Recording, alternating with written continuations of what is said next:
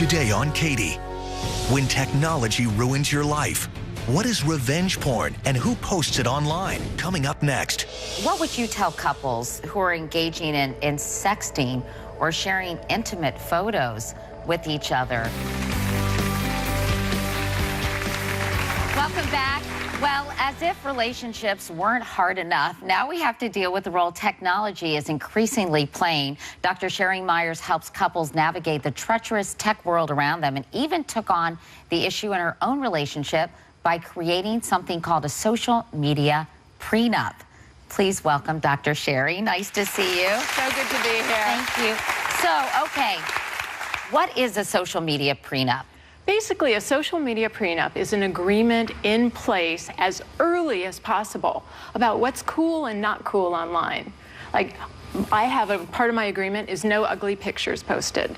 You know, if there's curlers and facial, you know, we might have a little joke, but you may never post it. How do you enforce a social media prenup and say, I don't want you sharing these with anyone, even if we break up? I would say that, because that's what the prenup is.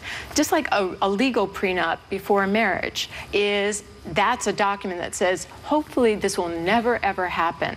However, nothing really always lasts forever, so we need this in place. So if I send you something, it's just between us, and I need your concrete promise forever that this is just between us. So, hello. That sounds so naive to me. I mean, yes, when it's all hearts and flowers and you love each other, but then let's say, you know, you hate each other, and then suddenly you're dealing with a whole different ball of wax. That conversation pretty much goes out the window, doesn't it, Sheri? Or in the name of divorce, you know, it's like, oh, that was my ex. I don't owe anything.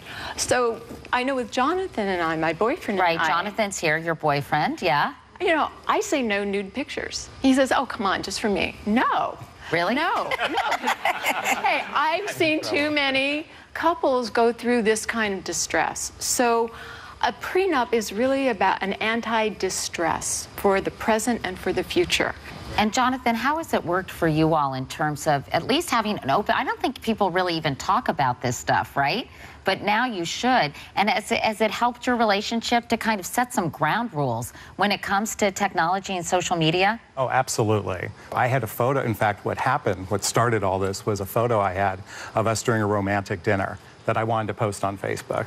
And then I did. And she's like, without her heads up. Oh, no.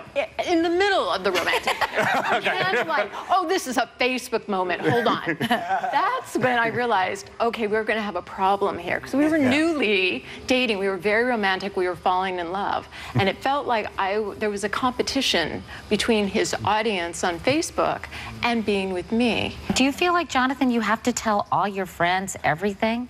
I got caught up with it. I got addicted to it. And when we talked about it, it really gave me a different perspective on what to share, what not to share.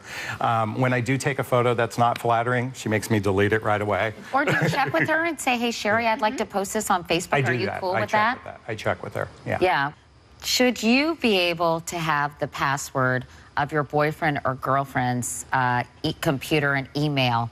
And how do you feel about that? Because I think that's a big question that a lot of people have, and I have an opinion, but I want to hear yours. Well, I'm a big privacy fiend. I believe in privacy. However, a lot of times with secrecy and keeping everything hiding and keeping everything covert, that sometimes is a red flag. So the way I handle it is Jonathan has access to my computer because I have nothing to hide.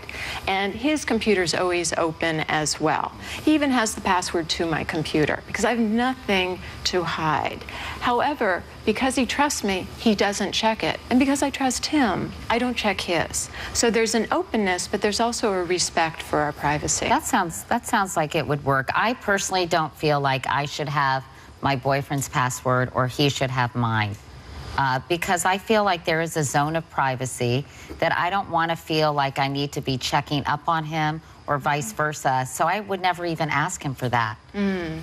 Coming up, you'll also find a blog from Dr. Sheri about getting your love life and your digital life in sync. In the meantime, thank you so much to all of our guests today, and thanks to all of you for watching. I'll see you next time.